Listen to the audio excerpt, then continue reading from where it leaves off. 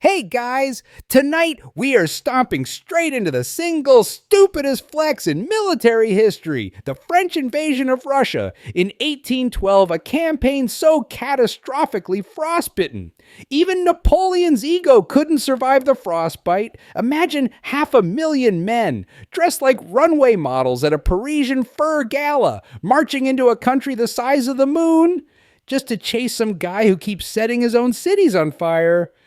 You'll be starving, cold, abandoned, and attacked by wolves, literal ones, not metaphorical betrayal wolves. Cannons will freeze to death. Horses will commit mass suicide by weather. Your friends will eat their own boots. You're probably not surviving this. Sorry. But hey, at least your hat is fabulous. So, before you get comfortable, take a moment to like the video and subscribe, but only if you genuinely enjoy what I do here. And tell me where you're listening from and what time it is. I want to know who's hearing this madness at 3 a.m.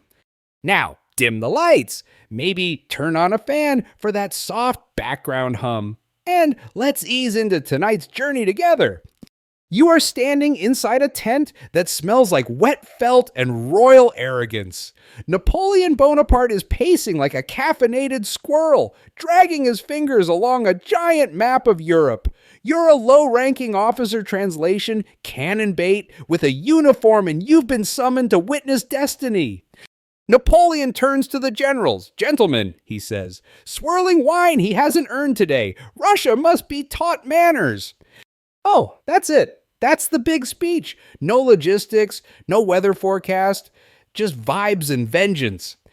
It's 1812, and Napoleon's Europe is basically a French-themed mall. Spain occupied, Austria nervously sipping tea, Prussia pretending not to exist, Britain blockaded harder than your ex, but Russia keeps trading with Britain behind his back, like a sneaky Tinder side quest. That's unacceptable. Russia must pay. With what? No one's sure. Blood territory prestige? Snow? Historians still argue whether Napoleon really believed he'd win a quick victory or just wanted to scare Tsar Alexander into a treaty. Some claim it was about honor, others say it was economic pressure, and one Hungarian scholar insists it was a fever dream fueled by bad cheese. Who's right? Shrug emoji. Anyway, here's what Napoleon does. He assembles the Grande Armée, and by assembles, we mean he kidnaps half of continental Europe. There are French, sure, but also Italians, Poles, Germans, Swiss, Dutch, Spaniards, Croats, and one very confused Portuguese guy who just wanted to sell onions. It's the largest military force Europe has ever seen, over 600,000 troops. That's not a factoid, that's a planetary migration. It's so big. The supply wagons have supply wagons. The cavalry alone could eat entire ecosystems, and none of them have winter coats. Why would they? It's summer. Russia in summer. Easy. You, meanwhile, are shoving dried biscuits into a moldy pack and trying not to think about your feet. The plan is simple. Cross the Niemen River into Russian-controlled Poland and march all the way to Moscow. Maybe get a nice treaty, loot some icons, and ride back to Paris before Christmas. It's the 1800s version of, let's do a quick dungeon run. The actual outcome will make you scream into a cabbage. A weird trivia nugget here. Napoleon brought a printing press with him to Russia. Why? So he could print fake newspapers claiming he was winning before any real battles even happened. It's history's first fake news hype campaign. Imagine storming through Lithuania and getting handed a fresh paper victory at Smolensk. You squint. But we haven't reached Smolensk. The officer nods solemnly and says, "Shut up and cheer." You march out of Warsaw like gods, drums pounding, banners waving, peasants watch from the sides, their expressions somewhere between awe and, those guys are gonna die, and they are correct. The first few weeks go smoothly. If your definition of smooth includes dysentery and 90 degrees of heat, Horses are dropping dead like flies at a pesticide convention. Roads turn to soup. A week in, one Polish grenadier starts hallucinating a duel with an invisible bear. He loses. You know what? No one packed for this campaign. Maps, accurate maps, didn't exist. The French officers are wandering through Russian forests using aristocratic intuition and vibes. The sun sets in the west, so Moscow must be. Over there, one whispers, pointing at a bog. Also, Russian forces are nowhere to be seen. They keep retreating, burning their villages, stealing their own food, and saying, "Nah, we're good." It's infuriating. You're walking deeper and deeper into a land that refuses to be conquered. One morning, you find a small Russian farmhouse filled with roasted beets and a single balalaika. Your unit eats the beets and burns the balalaika in frustration. The house burns too, just because morale. Back at headquarters, Napoleon is grumpy. The Tsar won't give battle. "Why won't he fight me?" he mutters. "I brought 600,000 men. It's rude." He sends out more orders. Split the army, push deeper, find them, make them engage, which is exactly what the Russians want. Because Russia is not playing chess. Russia is playing freezer tag with flamethrowers. And so you march further. Your boots melt in the heat. Your belly is full of suspicious cabbage stew. And your friends are beginning to whisper, "When are we turning around?" The answer is never. You're in the meat grinder now. One officer, a Hungarian lancer, writes in his diary, "We are in a land of ghosts. No towns, no welcome, only fields, fire, and silence." A week later, he accidentally sits on a hedgehog and throws the diary into a ravine. You think about deserting, but where would you even go? Home is 1,000 miles west. Moscow is 800 miles east, somewhere. A Russian scout is watching you with binoculars made of vengeance and ice. And all of this is just the opening act. Fashionably overprepared for death. You stand in formation, dripping with heat, sweat, and questionable optimism, wearing what might be the dumbest military outfit ever designed for a land war in Eastern Europe. You're not just a soldier, you're a French fashion icon marching toward your inevitable existential collapse. The Grande Armée doesn't do practical. It does gold epaulets, polished buttons, bright blue jackets, plumed shakos, and itchy wool underwear.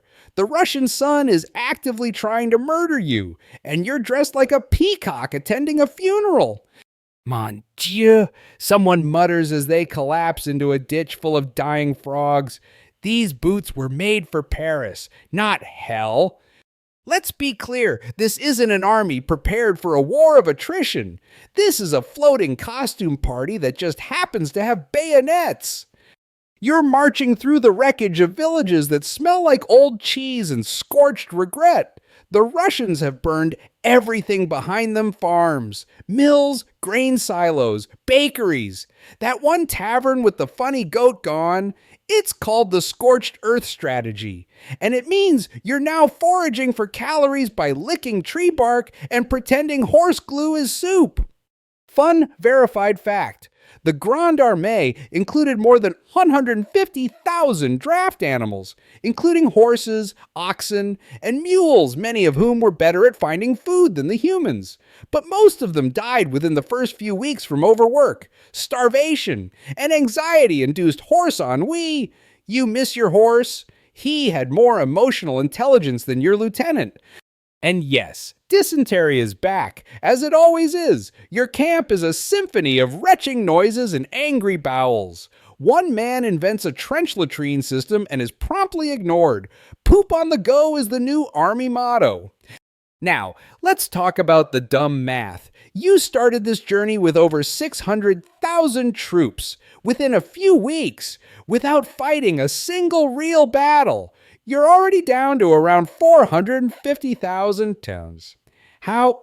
Let's list the highlights. Desertion every night. Men run into the forest yelling, "I regret nothing," and disappear. Disease, typhus, cholera, scurvy, trench mouth, romantic delusion, you name it. Heat stroke. It's 100 you're wearing 10 pounds of wool and marching like a boiled ham. Supply chain collapse. The wagon trains are stuck in the mud. The bread is green, and someone has been stealing all the wine, probably the Italians. Suicidal logistics. The army is stretched across hundreds of miles, and you have more chances of getting struck by lightning than receiving your mail. Still, Napoleon marches on. Why? Because he's a short king with infinite rage and cannot turn around without admitting fault. Forward he shouts, while his engineers are trying to use dead oxen as bridge foundations. Somewhere around Vilnius, you stumble upon a dead messenger with 3 letters strapped to his chest. One is addressed to Napoleon and simply reads, "Hey boss, maybe we don't, you burn it for warmth." Weird trivia interlude. Napoleon brought a portable silver dinner service with him. Even in the middle of nowhere, he insisted on eating like a goddamn emperor with fine cutlery, lace napkins, and porcelain plates. You're gnawing on a tree root while he's cutting into veal medallions on a doily. Liberté, égalité, soufflez-vous. The Tsar, Alexander the Firsters, meanwhile, is playing the world's slowest hand of poker. He refuses to commit his armies. Every time you get close, he pulls back. Every Russian general's strategy is don't fight, just run and let winter win. And winter is coming, slowly, seductively, like a sexy assassin in a fur coat. But for now, it's still August, and you're baking in your uniform like a croissant stuffed with failure. The men are hallucinating. One Polish soldier swears he saw Napoleon riding a moose and saluting the sun. He's reassigned a water fetching duty and accidentally boils his own shoes. Historians still debate Napoleon's actual goals. Was it really about crushing the Tsar? Was it about enforcing the continental system to choke Britain economically? Or was it an elaborate way to make sure his enemies didn't unite again? Some say he was trying to force a grand, decisive battle to end it all in one swing. Others think he just had main character syndrome and wanted to fight a final boss before retirement. Either way, it's not working. Russia is like a haunted funhouse with unlimited space. You keep marching forward, but the walls never get closer. Every major town on your map turns out to be a church, a well, and a guy named Yuri who sells fermented cabbage out of a boot. Oh, and Russian peasants, they hate you. They're not welcoming you as liberators. They're chasing you with pitchforks and shovels, stealing your supplies, and sabotaging your routes. One entire French foraging unit is last seen being chased into a ravine by an old woman named Agrafena and her surprisingly violent geese. A Swiss grenadier writes, "The people here are like shadows angry, cold shadows." Then he dies from eating raw potatoes soaked in vodka. That's called a Slavic cleanse. Napoleon, of course, is still playing chess against himself. We'll reach Smolensk soon. He promises. The Russians will give battle. We will crush them. He's been saying that since Lithuania. Smolensk is the first real city in your path. It's old, walled, and strategically important. Surely, the Russians will defend it. Right? Spoiler, they sort of do. And it goes horribly. But we'll get there. Tonight, you try to sleep under your cart, spooning a Lithuanian drummer who hasn't blinked in 3 days. Wolves howl in the distance, or maybe it's the Prussians, or maybe it's your own stomach. You dream of Paris bread, wine, women, music. You wake up chewing a sock.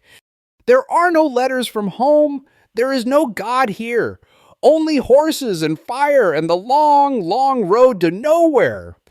You are not a soldier anymore. You are French driftwood in a river of mud. March of the Morons. Your shoes no longer qualify as footwear. They are now historical artifacts of suffering.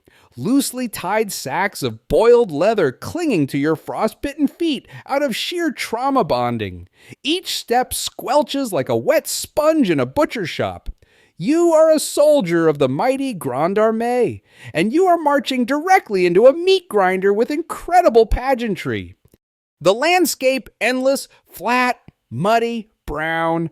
Your view for the past 6 days has been one Polish guy's butt, a dying horse, and 37 trillion mosquitoes. You swat one, it bursts like jam. Another one lands on your eye. You let it have you. There's no fight left in your soul. Every morning begins with a bugle call, followed by the universal soldier's groan, ugh, again.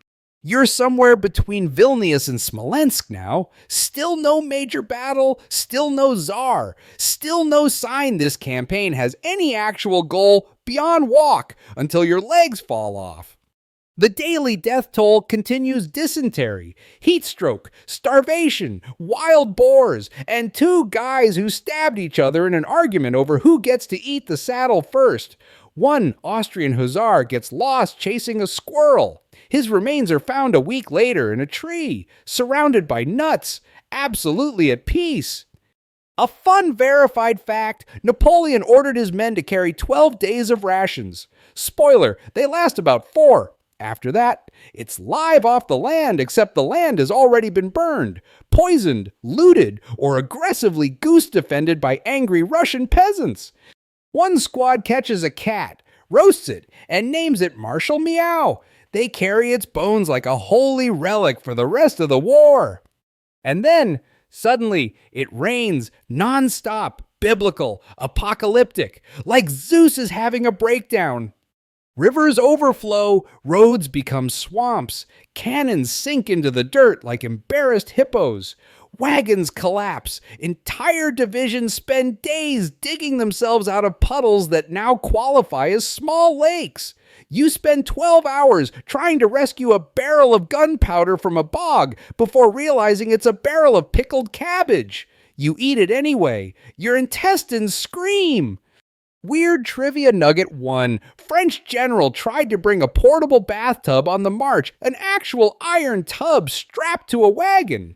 He bathed in it once before it was seized by desperate soldiers and used as a soup pot. By day 3, it held 40 dead frogs and 1 extremely aggressive eel. He never bathed again.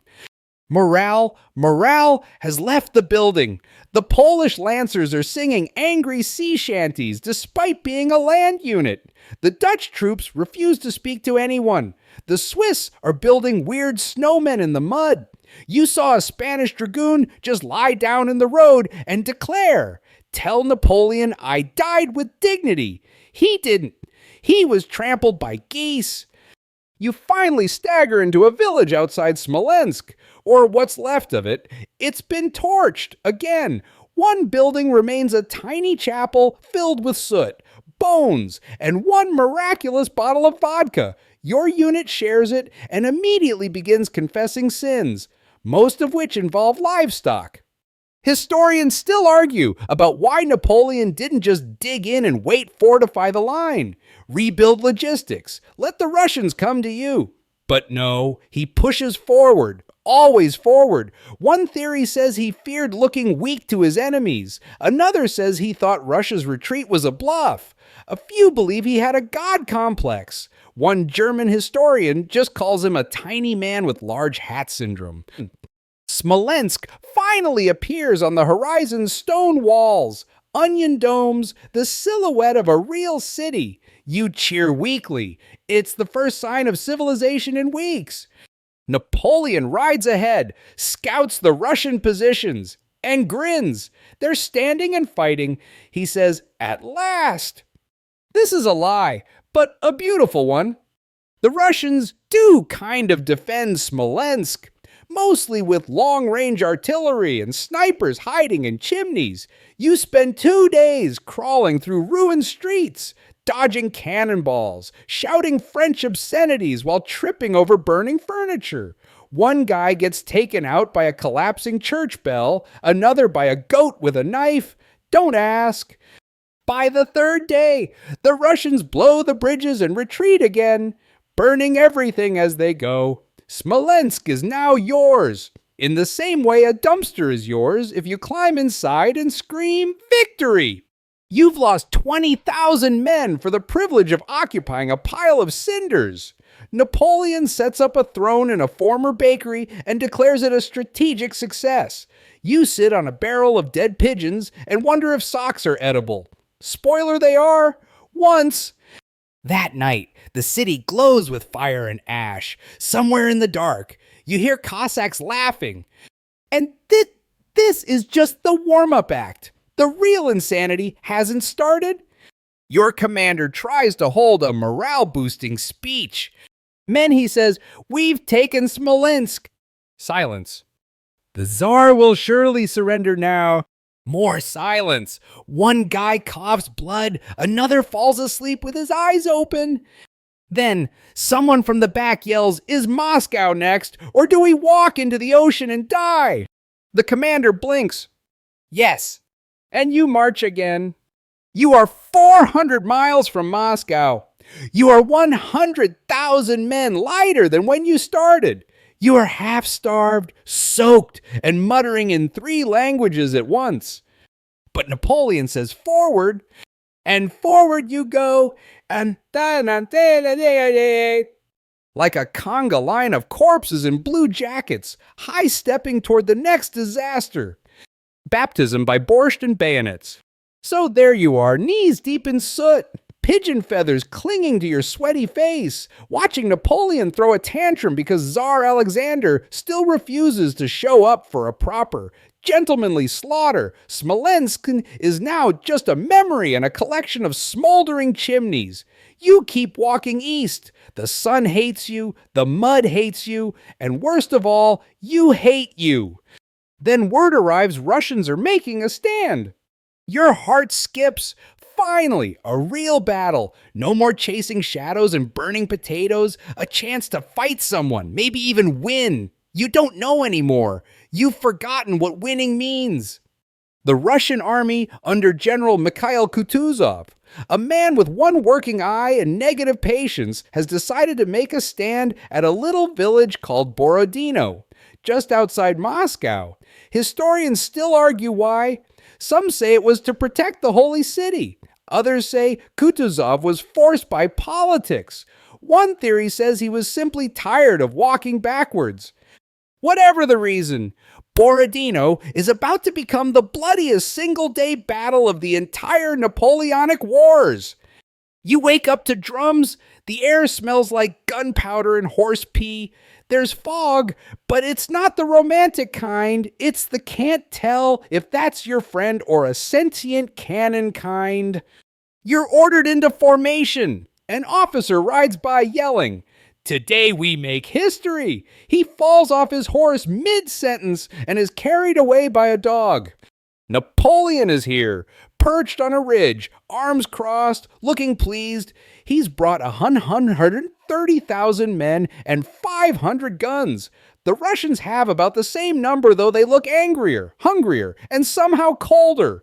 Despite it being September, the battlefield is a horror show of redoubts, trenches, ravines, and Russian fortifications with names like the Bagration Fletches, which sounds like a fancy French pastry, but is in fact a meat grinder made of dirt, wood, and Cossack rage.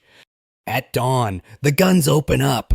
Fun verified fact, in just 12 hours, over 70,000 men are killed or wounded at Berezina. That's one casualty every 2 seconds.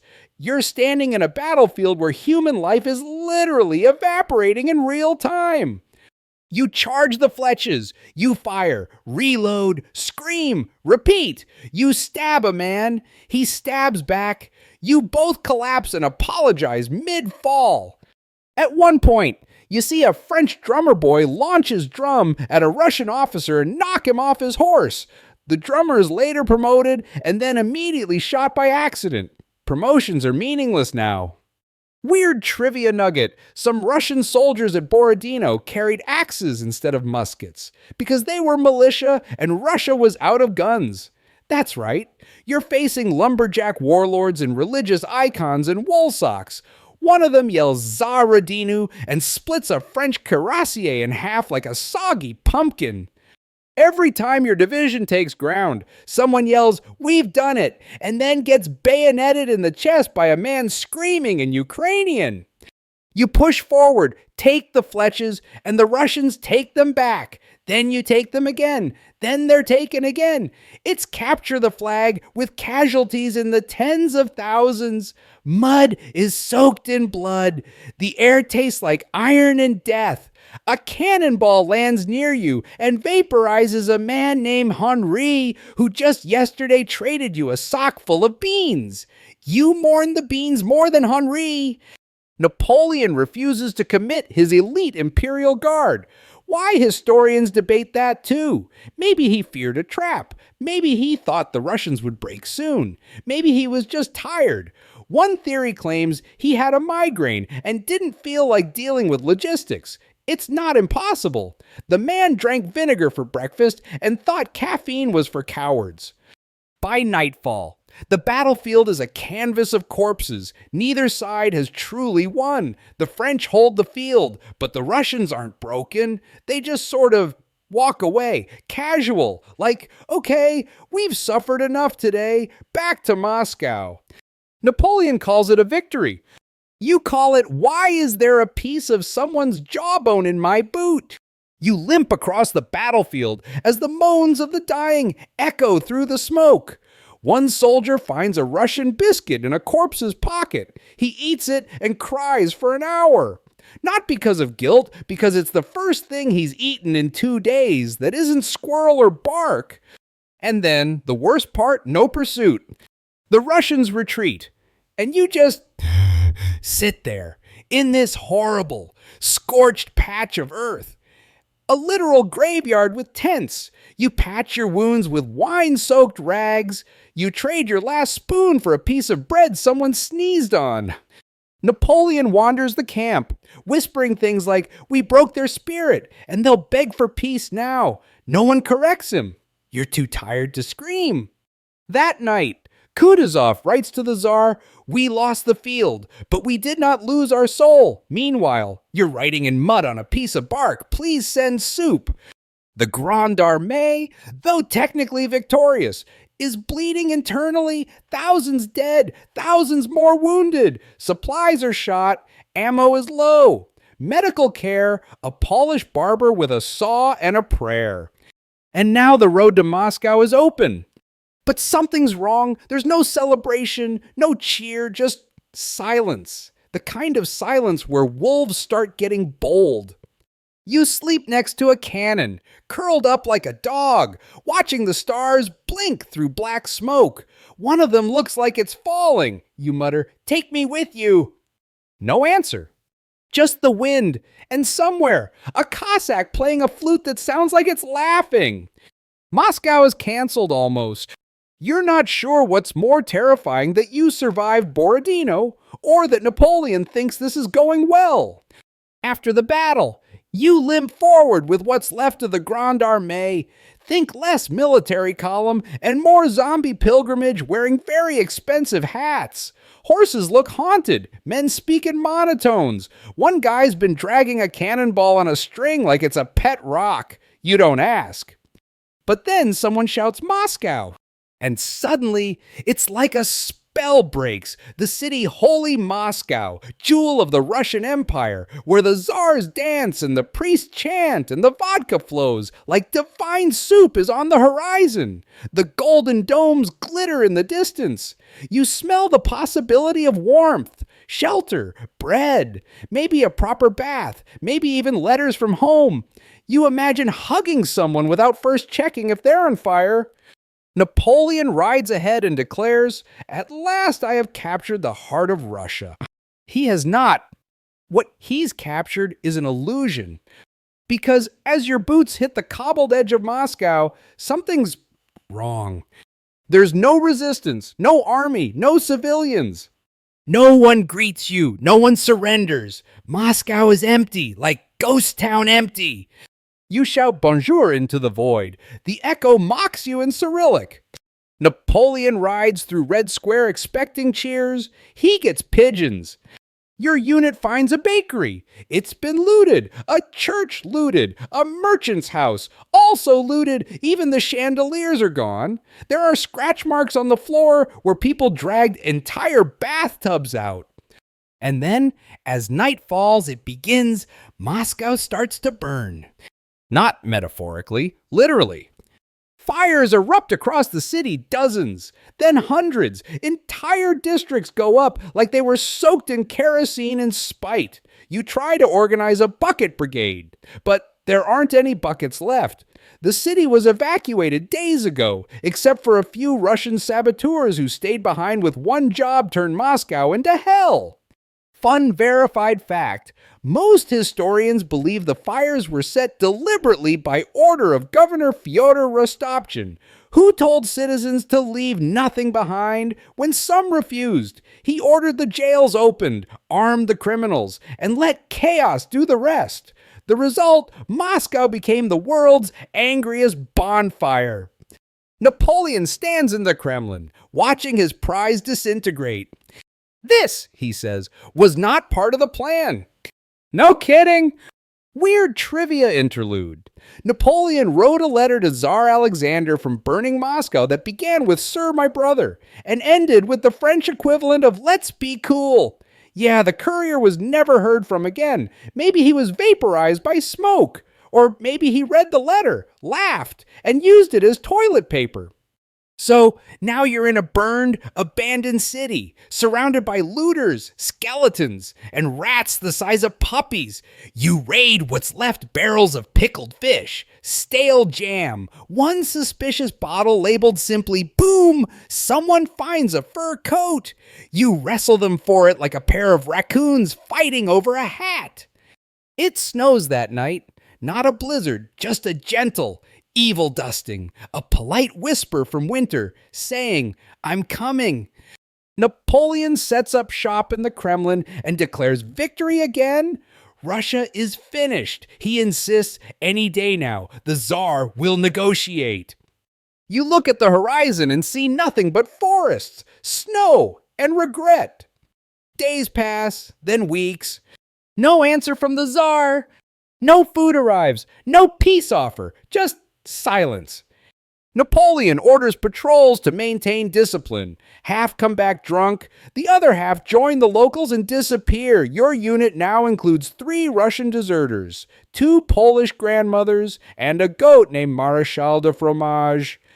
Historians still argue why Napoleon didn't just leave immediately. Some say he was waiting for a diplomatic miracle. Others claim he couldn't admit defeat. One theory suggests he just didn't want to retreat in front of his enemies, like a guest refusing to leave a party even as the host sets the house on fire.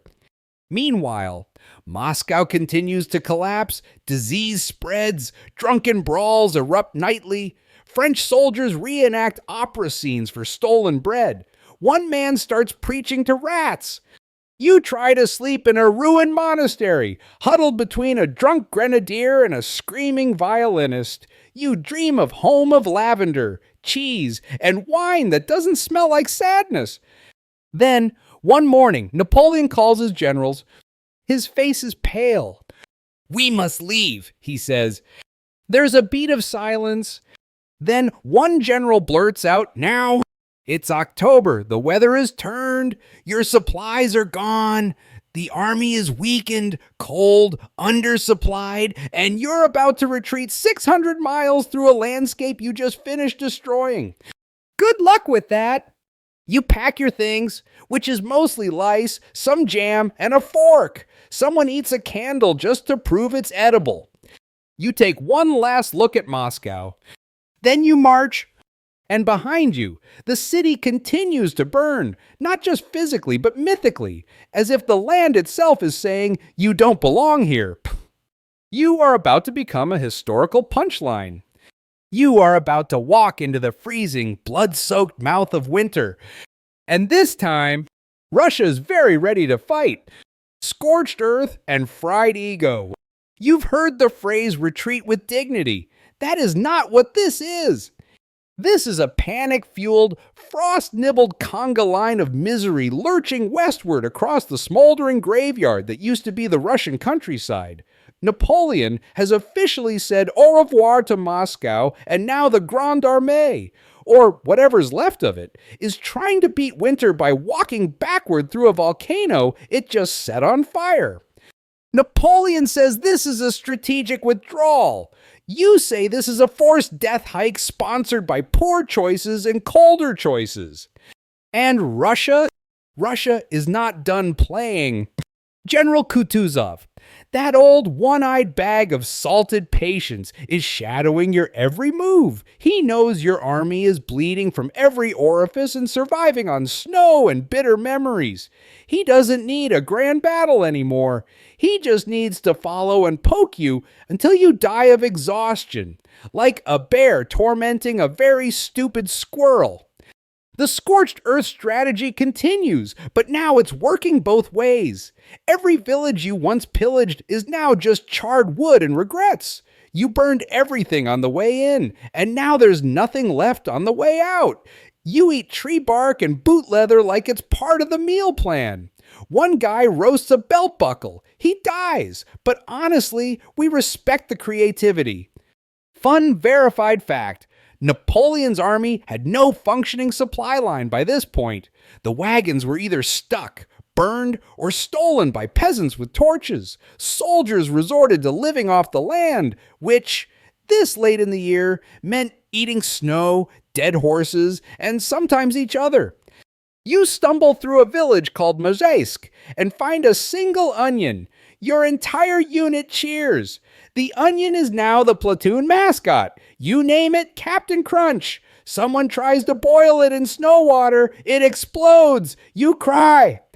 Meanwhile, Cossacks are everywhere. They don't engage in normal battle. They're more like mosquitoes with sabers swift, stinging, and deeply annoying. You'll be marching along when suddenly, bam, a dozen of them ride through, slice 3 guys in half, yell something obscene in Russian, and vanish like smoke. One night, your camp is raided by wolves. Actual wolves? Not metaphorical ones, not Russian soldiers. Just angry, underfed, existentially furious wolves who don't care that you're French, Polish, or made entirely of sadness. They just want meat, and you qualify.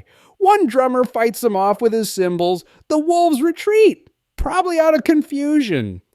Napoleon, he's in full denial mode. He holds briefings in the snow, sketching maps on frozen bread. He declares that the enemy is demoralized while your comrades are dying mid-step from hunger, frostbite, or the crushing realization that they are now an army of losers in silk hats.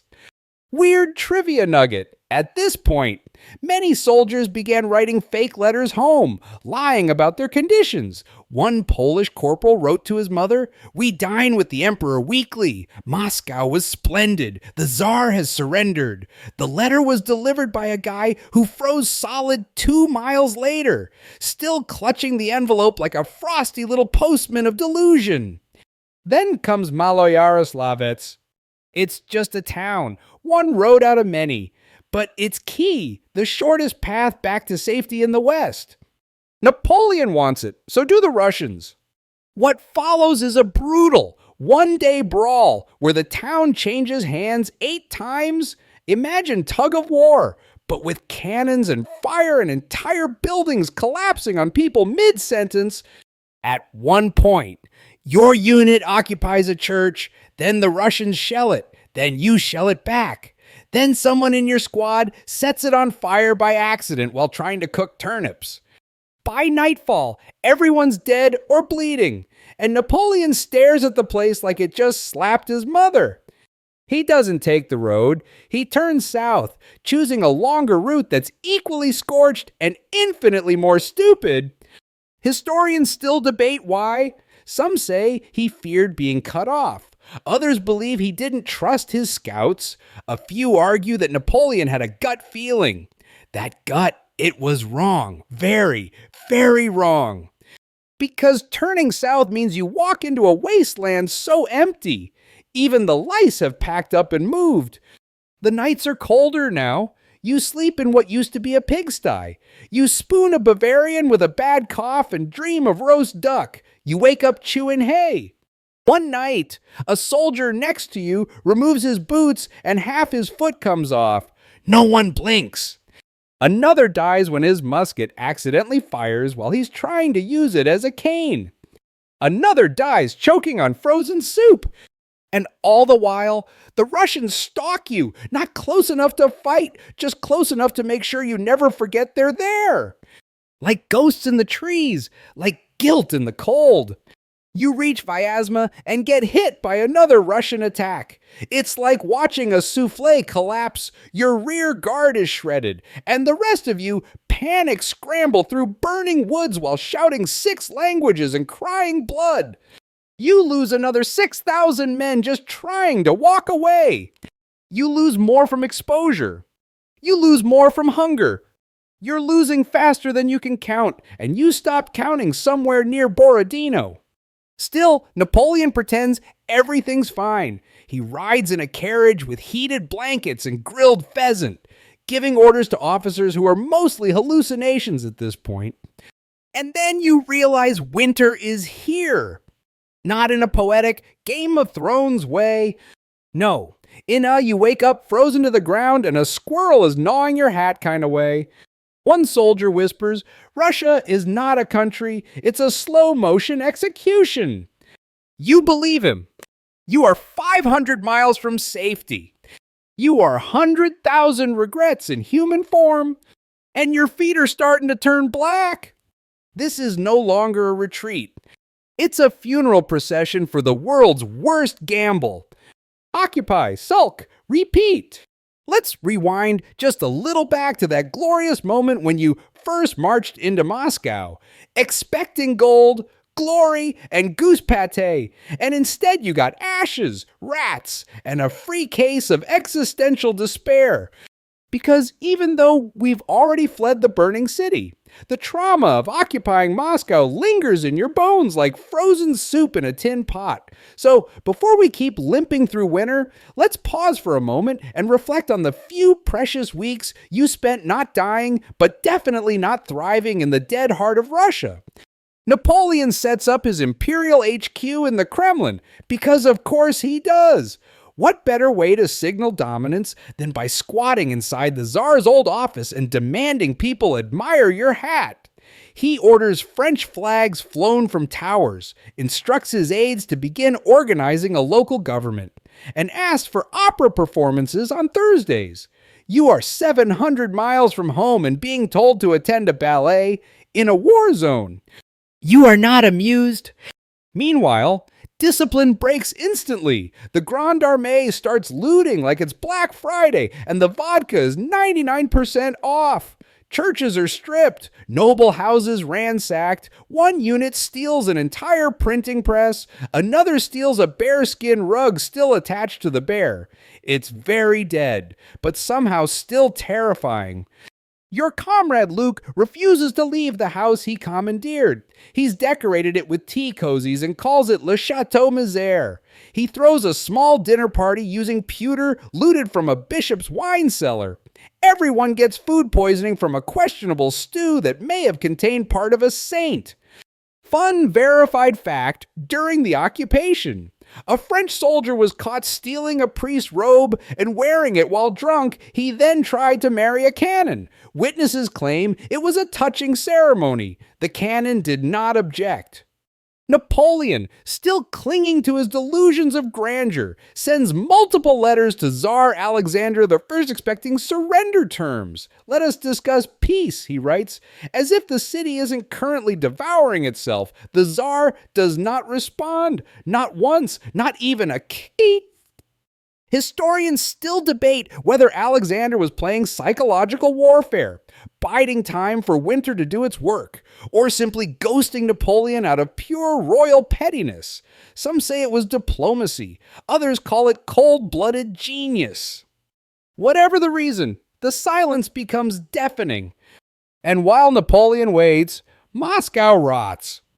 Fires continue to smolder. Disease spreads. A typhus outbreak begins. Half the city smells like death. The other half like burning leather. Soldiers drink anything remotely liquid cologne, mercury tonic, even ink. You see a grenadier chug lamp oil and say, "It's fine. I used to work in a tavern." You write in your diary, "I miss being shot at. At least then I had purpose." One Russian civilian who stayed behind teaches your unit how to cook pine cones. It's the most nutritious thing you've eaten all month. You promote him to honorary sergeant. He steals your shoes and vanishes into the night. Fair trade. Weird trivia nugget: Napoleon brought a library of 400 books with him on this campaign. He allegedly spent his days in Moscow reading philosophy and history, while half the army devolved into feral goblins fighting over spoons. The psychological collapse is total. Soldiers begin hallucinating letters from home. One man claims his wife visited him in a dream and told him to eat his boots, but only the left one. He obeys. You try to leave your post one night to forage for onions. Your commander says, if you leave, don't come back. You leave anyway. You find a frozen squirrel, a broken violin, and a mirror. You look into it. You cry. Then, finally, Napoleon realizes no peace is coming. The Tsar's silence is not a negotiation tactic. It's a trap made of time and snow. And then so, with frost nipping at your eyebrows and the rank stench of desperation curling in your lungs, the order is given. Retreat. It's not shouted, it's whispered, because no one wants to admit that this isn't a tactical withdrawal. This is an admission of defeat, shrink-wrapped in delusion and sprinkled with dead pigeons. You pack your gear, what little remains: a bent fork, half a map, a sock filled with jam. Napoleon leaves the Kremlin, reportedly pausing to glance back at its onion domes with a look of theatrical regret. Someone asks, should we burn the city behind us? Another says, we don't need to, it's already ash. You leave in silence. Behind you, a city you never truly conquered crumbles under snow and history. Ahead of you lies a road soaked in blood and lined with ghosts. Your first day on the road back west is quiet, too quiet. The men are afraid to talk, afraid that if they speak the truth out loud, we've lost the snow will hear and swallow them. That night, you set camp in a ditch and share a frozen biscuit with a Lithuanian who once claimed to be a poet. He chews slowly and mutters, "This is what glory tastes like." You nod. You think you hear wolves again. You wonder if they've been following you since Moscow, or if they were always here waiting. Because you now understand, Russia doesn't defeat you with battles. Russia defeats you by never giving you one. It lets you rot. It lets you stew in your own ego. And then it takes what's left, slowly, like a dinner that lasts until spring.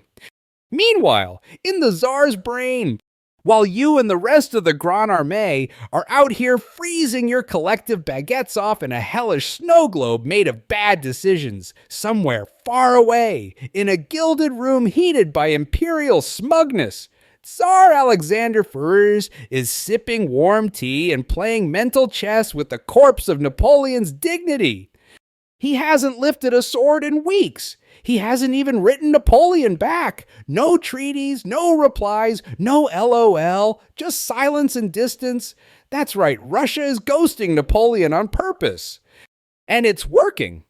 You see, Alexander isn't a military genius. He's not Kutuzov, the one-eyed war troll with a vengeance complex. No, Alexander is something worse, a patient man with a nation-sized freezer and absolutely no deadlines. He's doing what very few leaders do during wartime, absolutely nothing, which, in Russia, is exactly the right move. Why fight a man with 500,000 soldiers when you can just let February do it for you? Back in St. Petersburg, the Tsar has assembled a war council that mainly consists of himself, his generals, a dozen very confused diplomats, and one monk who keeps saying, "Let it snow," like it's a threat. They argue constantly. Should they launch a counteroffensive? Should they sue for peace? Should they build a statue of Kutuzov and give it a mustache that doubles as a cannon? Alexander listens, nods, then politely ignores them. He knows what Napoleon doesn't. Russia is a sentient ice monster.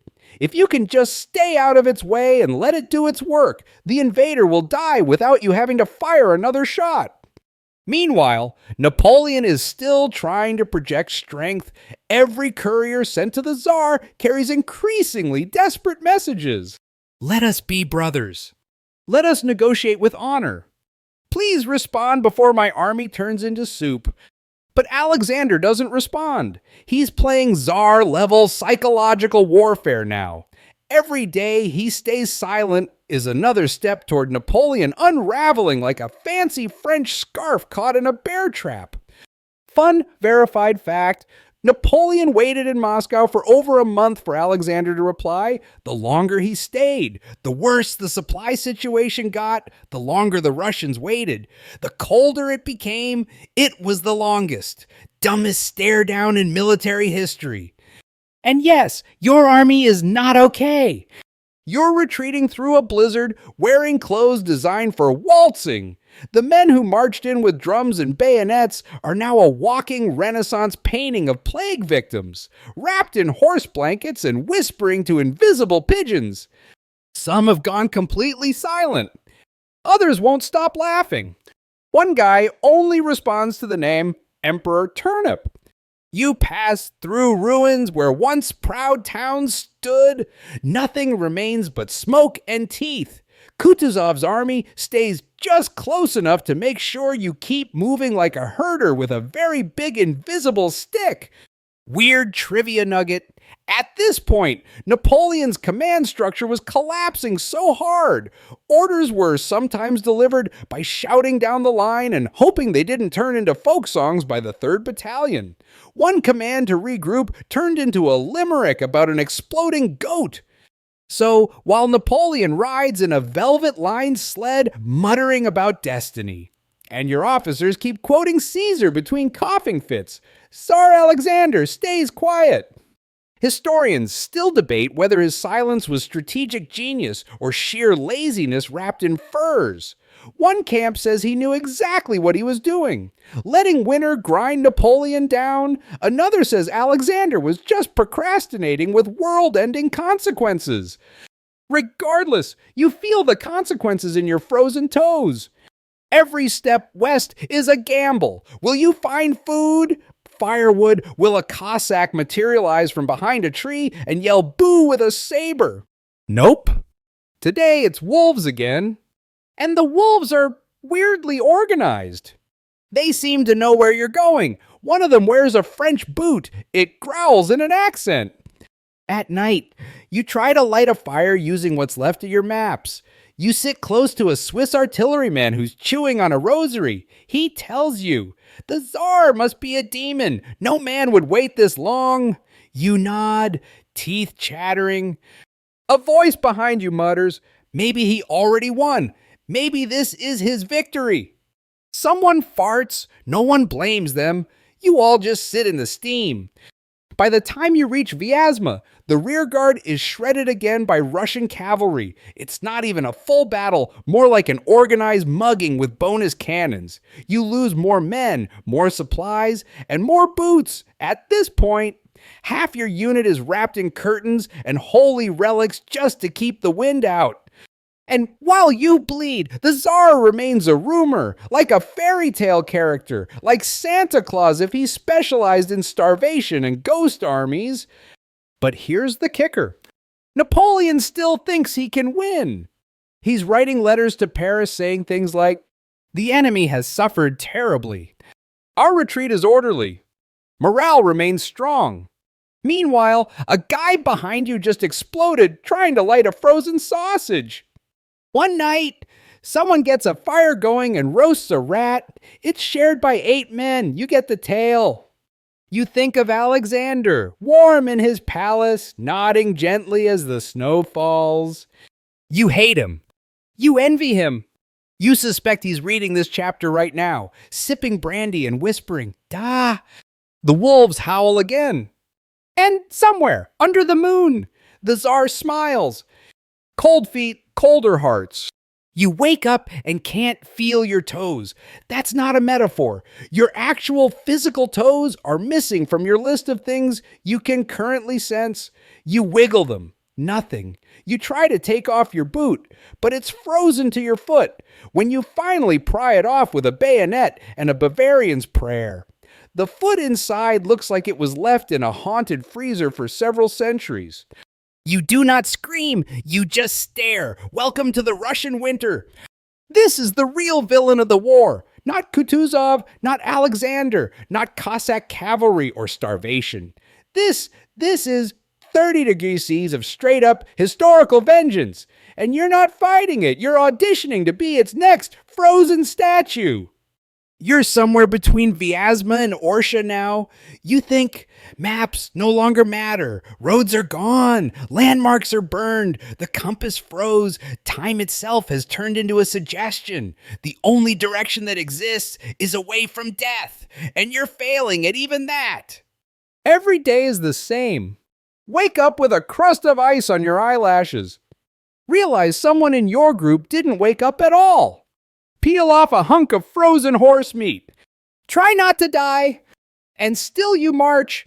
Fun verified fact. By the time the retreat hits full stride, the Grande Armée is down to fewer than 50,000 effective combatants. The rest dead, dying, deserted, or frozen in place mid-sneeze. Napoleon rides up and down the line in a fur-lined sleigh like an angry mall Santa surveying a disobedient reindeer brigade. He shouts things like, "Courage, mes amis," and "We are almost to Minsk." You're not sure what a Minsk is, but it better have soup. Your commander, once a proud decorated general, is now wrapped in a tapestry stolen from a monastery and speaks exclusively in rhyming couplets. Your comrade Jacques has named his musket Chérie and whispers sweet nothings to it each night. Another man knits a scarf out of horsehair and talks to a pile of snow he's named Marshal Grouchy. It gives better orders than the real one. It's mid-November, and morale is a memory. You see frozen corpses propped up like statues, left sitting on stumps or leaning against carts. Some look peaceful, some don't. You pass one holding a spoon in one hand and a piece of raw turnip in the other. You salute. You still haven't seen the Tsar, or Kutuzov, or any Russian command. Really, just hit-and-run Cossack raids and the whisper of sleigh tracks in the distance. Historians still argue whether the Russians could have destroyed the Grande Armée completely if they'd pressed harder. Some say yes, they could have surrounded and annihilated it. Others argue that the French were doing such a spectacular job imploding on their own. There was no need. A few claim Alexander wanted Napoleon to survive broken, yes, but alive, as a cautionary tale. Meanwhile, your lungs hurt from breathing cold air. Your teeth crack when you try to eat. Your fingers are so stiff. Reloading your musket now takes roughly the same amount of time as growing a beard. Weird trivia nugget. Some soldiers started eating gunpowder during the retreat. Why? It contains saltpeter, which was believed to warm the blood. In reality, it gave you ulcers, nausea, and sometimes spontaneous combustion of friendships. One night, a man sits down in the snow and just doesn't get back up. I'm resting. He says you prod him. He smiles. He never moves again.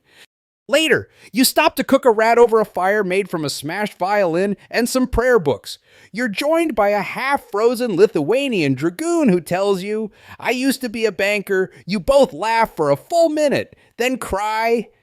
Napoleon receives news that Paris is panicking. Political pressure is mounting. Prussia is stirring. Austria is twitching. Spain is still a mess. He has to move faster, but his army moves like molasses made of bones and broken dreams. One night, during a lull, Napoleon watches the snowfall from his carriage and mutters, This is not war. This is the wrath of God. A valet sneezes behind him and dies on the spot.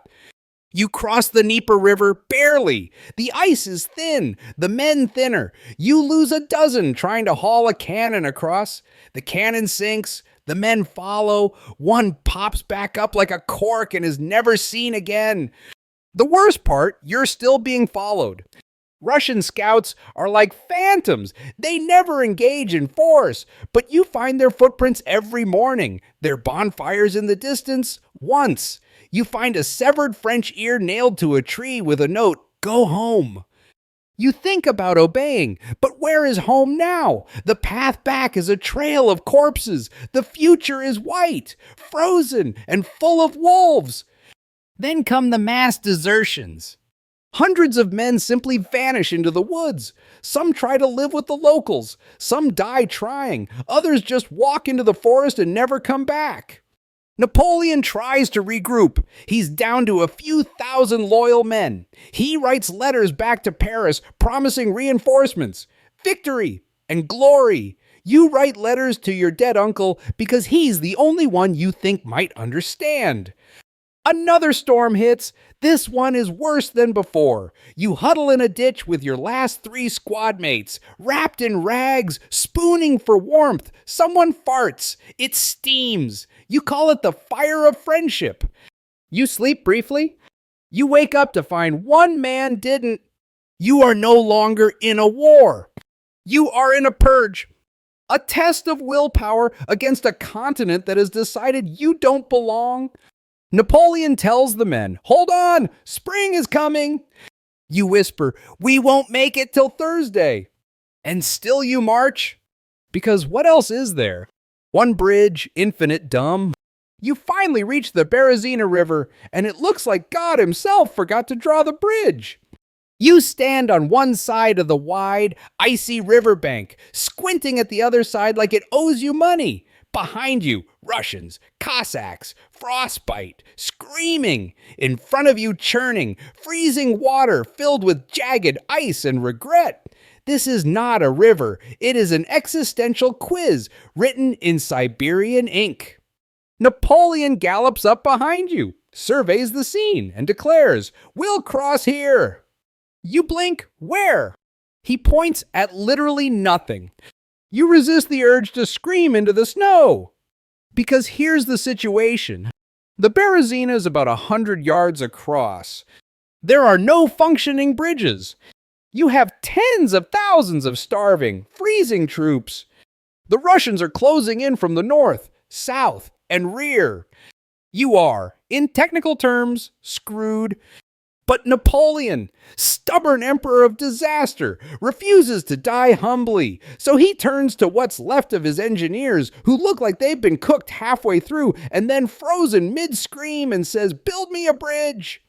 Fun, verified fact, Napoleon's chief engineer, General Eblé, pulls off the impossible, using wagons, beams, hay, and the broken dreams of the cavalry. He and his men construct 2 makeshift bridges in just 2 days. They work knee-deep in icy water, without gloves, some of them dying as they hammer, and they do it anyway. You salute Eblé, a legend. But while the bridges go up, the army bottlenecks. Thousands of men, horses, carts, wounded, and camp followers pile up at the riverbank like the world's saddest queue. There is no food, no shelter, just snow, confusion, and some guy named Pierre who keeps shouting. Everything is fine, even as his coat is on fire. Then you hear cannons. The Russians have arrived. Panic detonates. Suddenly, it's not a retreat, it's a stampede. Men trample each other, carts overturn, horses rear and collapse. One general orders the burning of excess wagons and accidentally torches his own tent. Inside was a roast goose he'd been saving since Moscow. Tragedy. You're ordered across the first bridge, which sags like a drunk man's spine. You move in single file, praying with every step. Behind you, French sappers scream, faster in 6 languages. In front of you, someone slips. The ice cracks. A whole section collapses. Men and horses tumble into the river and vanish beneath the surface like soggy war ghosts. A man next to you clutches a frozen chicken. It's all I have left. He sobs. He falls in. You never see him or the chicken again. Weird trivia nugget. A group of Polish cavalry charged across the frozen river without a bridge, using their own bodies to distract Russian fire. Many died. The survivors were later awarded medals. One asked if the medal was edible. It was not. Napoleon crosses. He looks grim, wrapped in furs, eyes sunken. He doesn't say much. He knows this isn't a campaign anymore. It's a funeral procession with bonus explosions. The second bridge, meant for wagons, collapses by the 3rd day. Chaos erupts. Screams echo. Supplies are lost. Some units try to swim. Most freeze halfway. One man straps cooking pots to his feet and calls them ice shoes. He immediately falls in and is consumed by the river like a snack. The bridges are burned behind you to prevent pursuit. Yes, but also because they were starting to haunt everyone. Napoleon orders it personally, muttering something about glory and retreat. One of his aides sneezes icicles and falls over. Back on your side, survivors stumble through the snow like broken toys. The road ahead is littered with bodies, broken sleds, and the remains of dignity. You trudge forward. Every time you blink, your eyelids stick. Every time you cough, your ribs ache like snapped piano wire. Every night, someone else doesn't wake up. You pass a group of soldiers huddled around a burning corpse, warming their hands in silence. One of them offers you a crust of bread. It's frozen. You thank him anyway. You eat it like glass. Historians still argue whether the Berezina crossing was a disaster or a miracle. Some say Napoleon barely escaped total annihilation thanks to the heroics of his engineers. Others say it marked the final death rattle of the Grande Armée. Either way, one thing is certain. You crossed, but you left a part of yourself in that river. Maybe it was your soul. Maybe it was your last remaining toe. You don't ask. One French soldier writes in his journal, "We are no longer men. We are frost and smoke and footsteps fading behind us." You sleep that night in the shell of an overturned wagon. You dream of home, but in the dream, home is cold too. The doors are locked. The windows are ice. Your mother offers you soup, but it's snow. You wake up coughing blood into your scarf. The wolves are closer. Someone says they saw Cossacks again. Others say they saw nothing at all, which is somehow worse. Napoleon holds a staff meeting. No one shows up on time. One marshal throws a rock at another. It's unclear if it's a challenge or a prayer. And then, just when you think you can't lose anything else, you lose your shadow. The sun vanishes for a week. And you keep marching. Because there is no other direction. Zombie Army of the West. You are no longer a soldier. You are a wind-powered skeleton in a hat. The Grande Armée has become something else, something unholy. You're not retreating anymore. You're crawling, wheezing, twitching westward like a sack of haunted laundry. What began as the greatest army in Europe has now devolved into a traveling apocalypse, wrapped in rags, coughing blood, and occasionally eating candles for calories. At this point, calling you undead feels generous. Zombies don't limp this much. There are no drums, no banners, just wheezing and crunching snow, and the occasional thud when someone falls over and doesn't get back up. You don't stop to check anymore. If they're not screaming, they're fine, or dead. Same difference. You'd cry, but the tears would freeze mid-cheek. The numbers say there are less than 20,000 soldiers left now, out of over 600,000 who started. Let that sink in. That's a 97% failure rate. This isn't a retreat. It's a slow-motion disappearing act. Napoleon still rides, somehow untouched, wrapped in 5 layers of fur and denial. You catch a glimpse of him once, staring off into the white void like he's trying to remember what soup tastes like. His cheeks are sunken. His voice cracks. When an officer tells him the rear guard has collapsed again, he simply nods and says, as expected, "Sure, that's the vibe now. Everything is as expected, except the part where the army disintegrates faster than a snowflake on a cannonball." Fun verified fact. At one point during the retreat, Napoleon stopped issuing real orders to parts of the army. Why? Because he had no idea where they were anymore.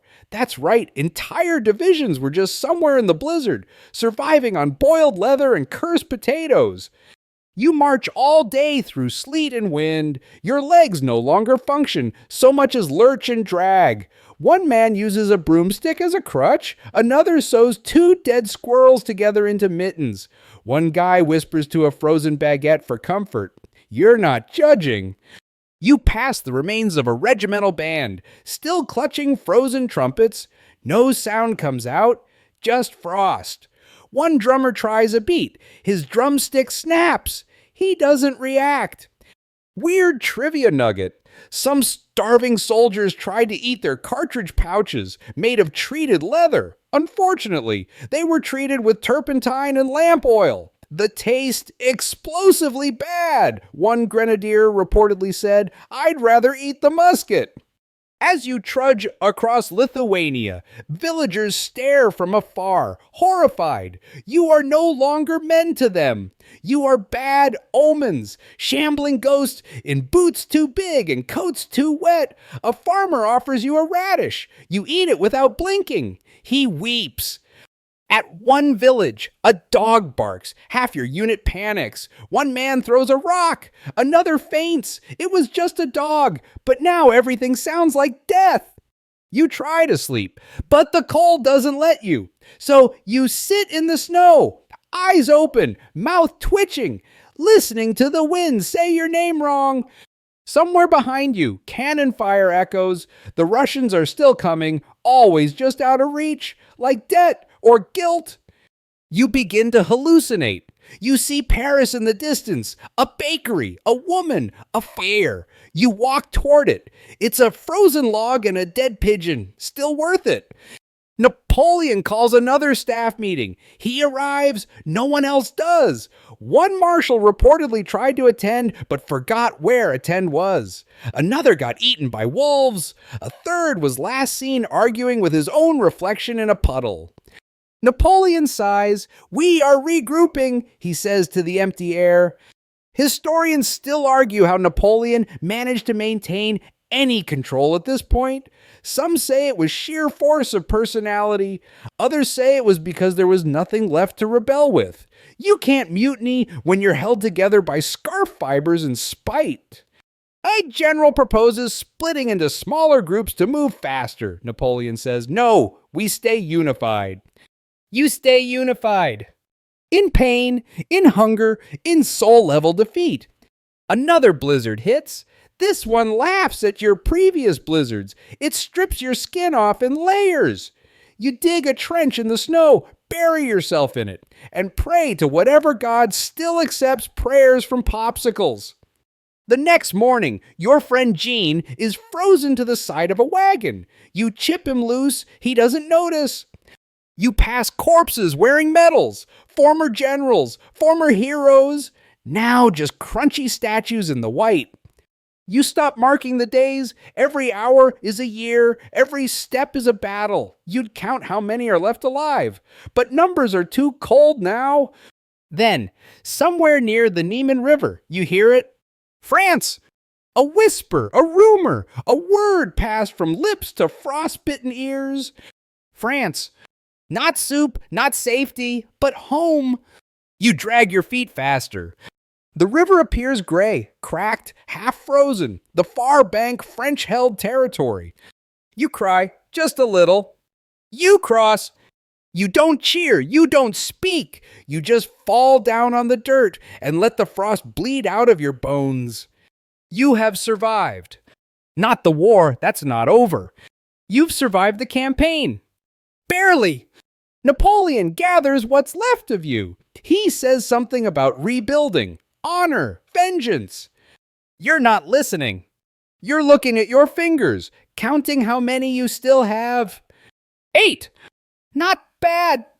You made it. But you'll never be warm again.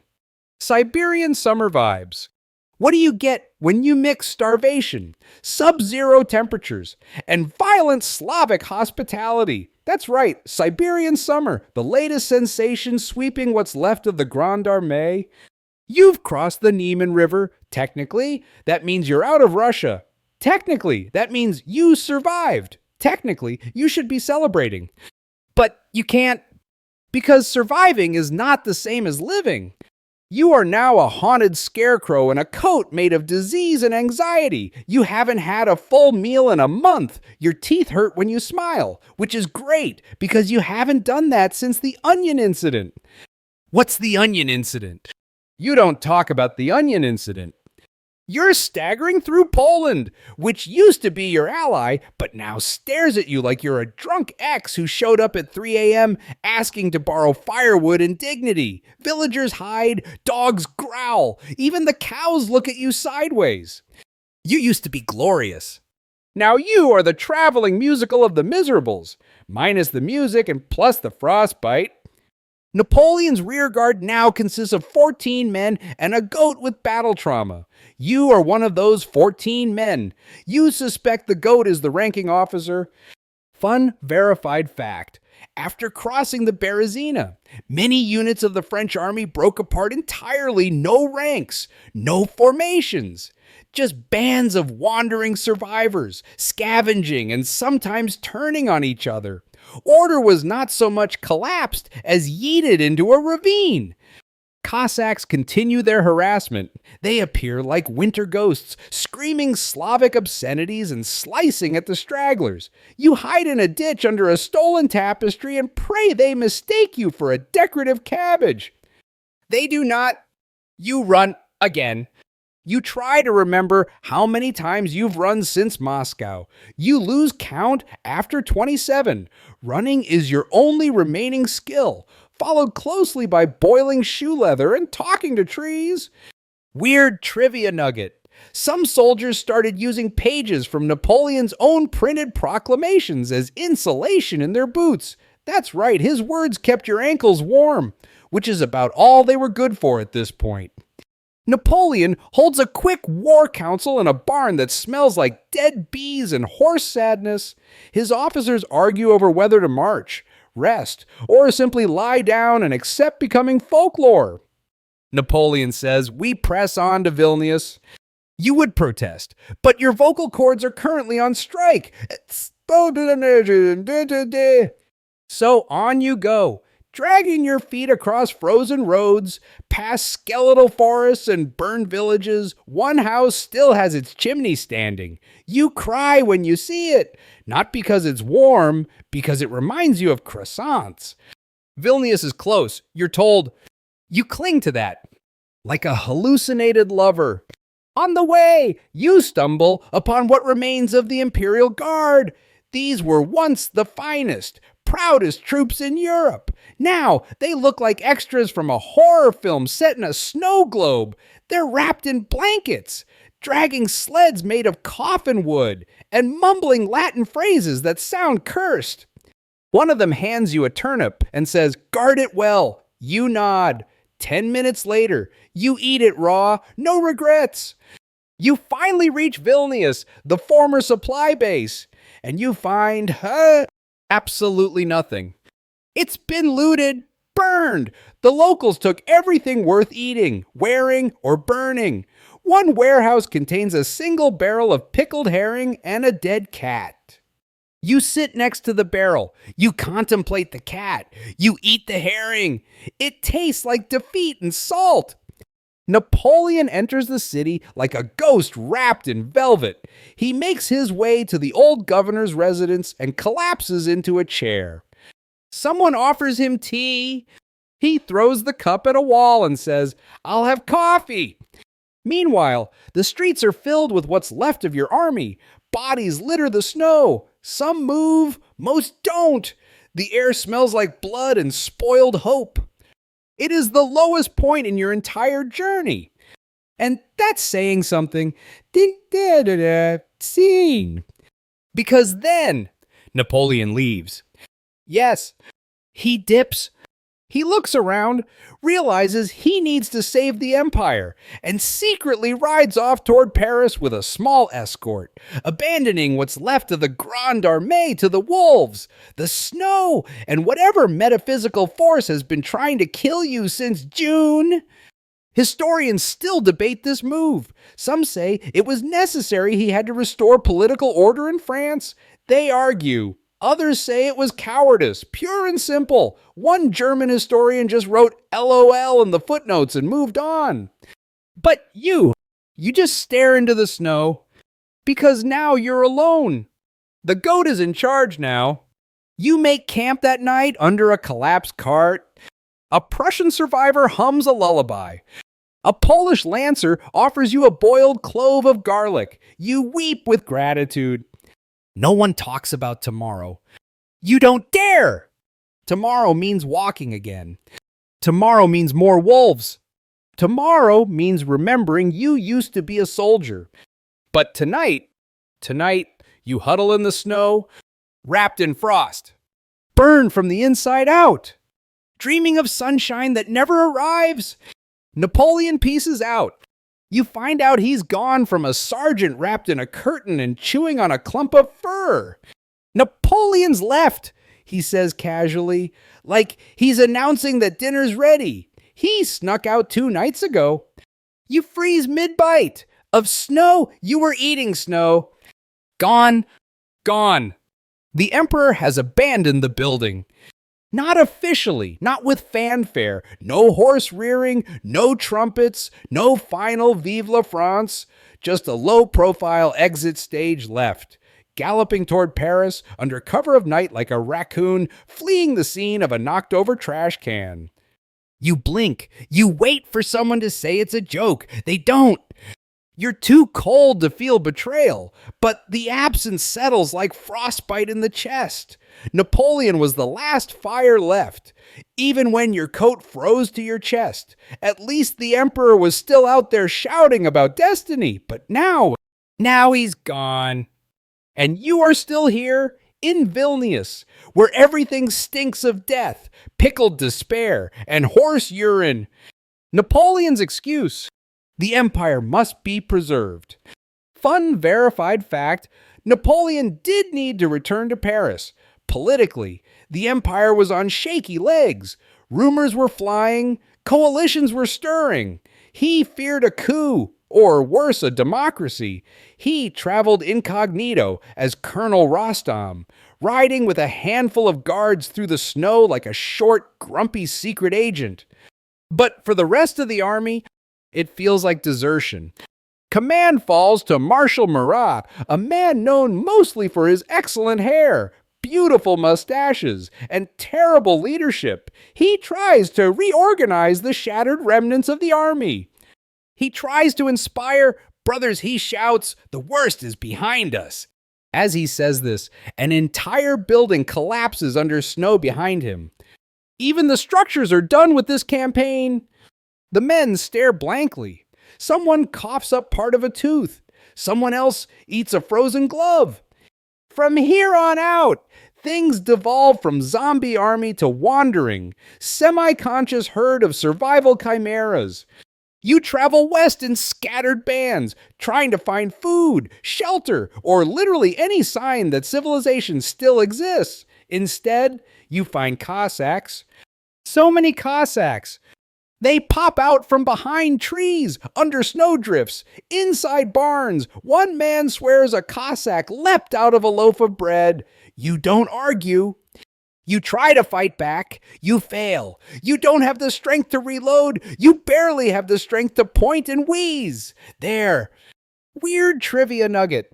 Some survivors began disguising themselves as peasants, trading uniforms for rags, medals for onions. A French captain was found pretending to be mute in a village just to avoid detection.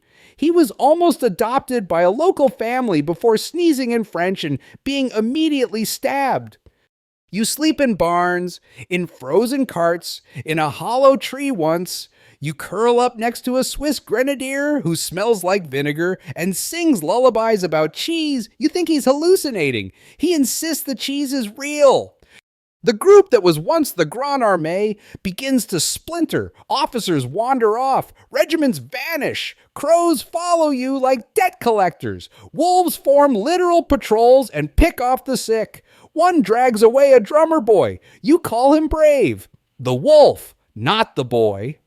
You dream one night of Napoleon returning, wrapped in golden armor, leading fresh troops to rescue you. You wake up with a frozen boot in your mouth and 3 new ulcers.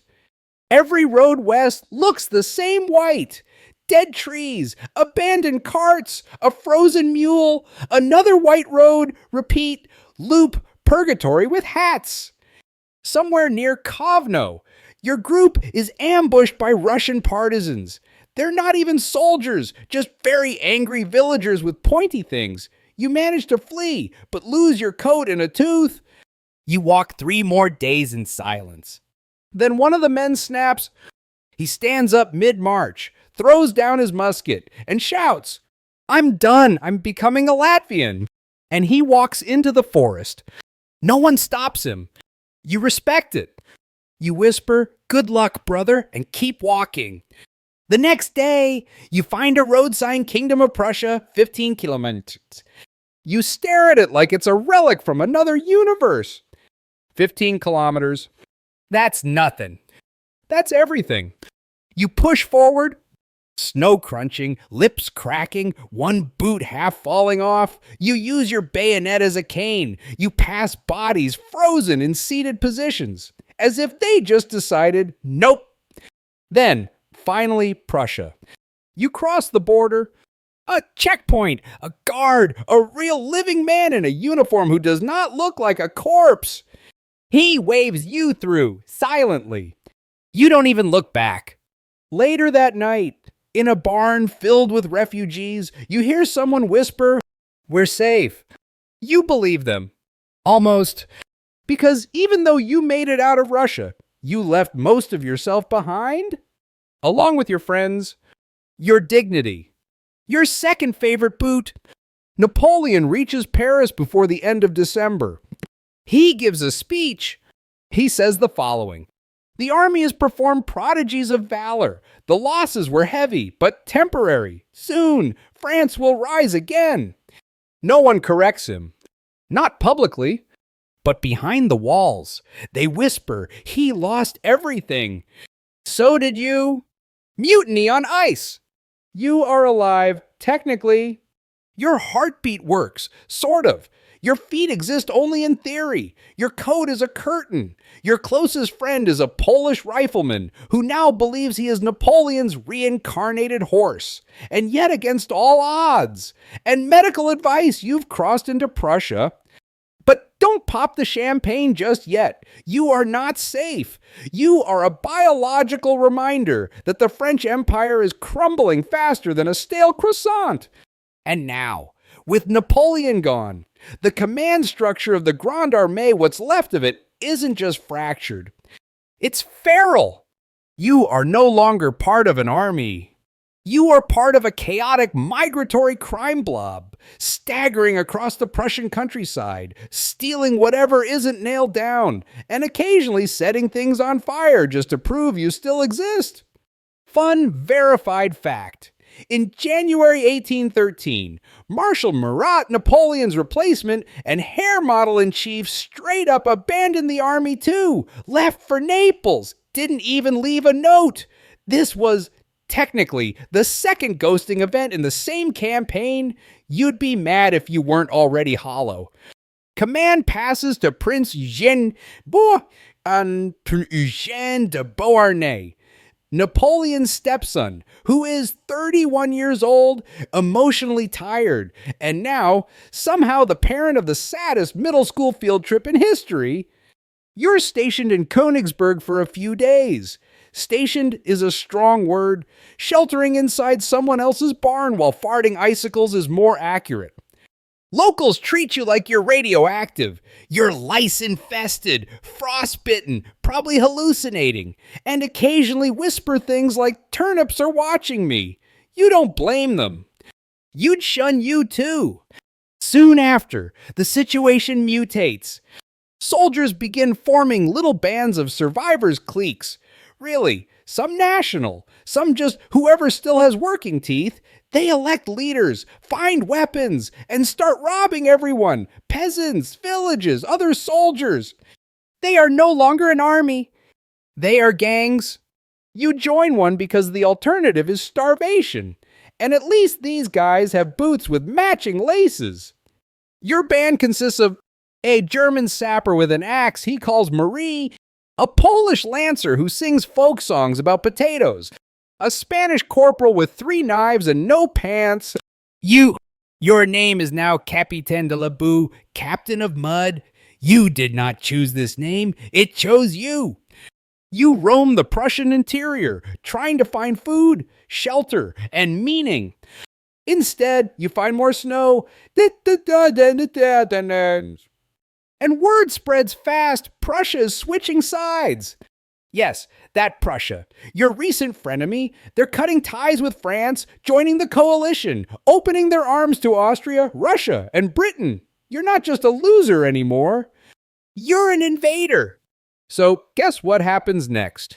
Locals start fighting back. The towns you're hiding in start barricading their doors. Civilians form militias. You find yourself fighting villagers armed with pitchforks and winning very narrowly. It's humiliating. You used to fight battles that decided the fate of empires. Now you're dueling a cobbler over an onion. Weird trivia nugget 1, Prussian town offered French survivors food on the condition that they surrender their weapons. The soldiers agreed, then tried to steal the food anyway. One French captain was clubbed unconscious with a loaf of rye bread. He was later quoted as saying, "I deserved it." Eugène, now in command, tries to maintain discipline. He sends out proclamations, respect the locals, restore order, march west in formation. You respond by trying to cook a sock. The reality is no one is in charge anymore. Napoleon is in Paris, spinning the narrative. He's raising a new army, already, drafting thousands of new conscripts, boys, veterans, farmhands. Some of them aren't even aware that the previous army was deleted by weather. And you're an embarrassment, a relic, a bad smell in the attic of Europe. One night, a Prussian patrol catches part of your band stealing flour. There's a short skirmish. You win, but one of your friends gets shot in the stomach. He dies whispering, "At least I never ate the boot." You bury him in the snow, using a spoon. It's the best funeral you can give. The snow is quieter now, not because it's over, because it's paused, waiting for the next wave. Because Napoleon is preparing another campaign. Because peace is not an option for empires that run on delusion. Historians still debate whether the surviving fragments of the Grande Armée had any cohesion at all after crossing into Prussia. Most agree no. By January 1813, France's once invincible force had melted into ghost bands, drifting west, dying, looting, hiding, muttering. You sleep in a chicken coop. You dream of France, but not the empire, not glory. You dream of warm bread, a dry bed, your name being spoken by someone who doesn't scream. You wake to the sound of cannon fire. You smile. Of course there's more war. You gather what's left of your band. The goat is still alive. He's promoted to lieutenant. You move west. You don't know if it's hope or habit, but you move. Because if you stop, the snow wins. And the snow, it always wants more. All that for nothing. You finally return to France. You cross the border, not as a hero, not as a soldier, but as a walking insult to military ambition. The fields are green again. The sun is out. Birds chirp. You hate them. You hobble into the first village with what's left of your group: 8 men, a goat, 1 harmonica, and a Prussian shoemaker who just never left. You haven't spoken in 3 days. Words feel unnecessary. You all know the truth. You lost. France doesn't cheer for you. It doesn't line the streets with flowers. It doesn't even offer a baguette. It just stares, mouth slightly open, wondering how you're the one who came back. Some people whisper, it wasn't as bad as they say. Others say, they're exaggerating. You hold up your foot, now half wood and entirely bitter. They shut up. You reach your hometown. It looks smaller, safer. You lean against the tavern door and exhale the war out of your lungs. Inside, a farmer argues over the price of cheese. You cry just a little, not for glory, not for Napoleon, for cheese. Back in Paris, the emperor is already rewriting history. He declares the Russian campaign a strategic setback. He claims the army fought bravely and achieved its objectives. You stare at your frostbitten reflection in a puddle and whisper, did the objective involve dying on the road to Smolensk? No answer. Fun, verified fact. Napoleon quickly raised a new army of over 400,000 men. Many were teenagers, conscripts, and old veterans pulled from retirement. The nation didn't rest. It rearmed because France was still at war with literally everyone. Russia, Prussia, Britain, Austria, Spain, even Sweden had beef. But you're done. You're demobilized, discharged, decorated. Technically, you receive a medal that looks like it was hammered out of regret. You trade it for bread and a blanket. Weird trivia nugget. Some survivors of the Russian campaign reportedly refused to speak about it ever again. One officer had a full-blown breakdown when someone lit a fireplace too quickly. Another man threw a punch at a snowman. It's called Berezina syndrome. It's real. You have it. You spend your days in the corner of a bakery, watching children play and occasionally warning pigeons not to trust the sky. People still ask, what happened out there? You tell them, it snowed. That's all. Because if you started with Smolensk and Moscow and the wolves and the bridges and the cannibalism and the fact that the emperor left you to defrost in Prussia like last year's stew well, you'd never stop.